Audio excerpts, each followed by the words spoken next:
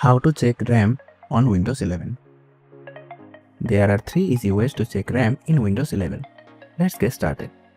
Method 1. Using System Settings. Press the Windows button and select the Settings icon.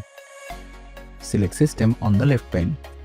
Scroll down and select About. Under Device Specifications, you'll see the installed RAM information. Method 2. Using System Information. Press the Windows button and type System Information. Select it from the search results.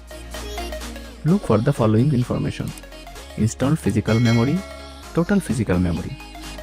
The installed physical memory is the hardware RAM you have installed. Method 3.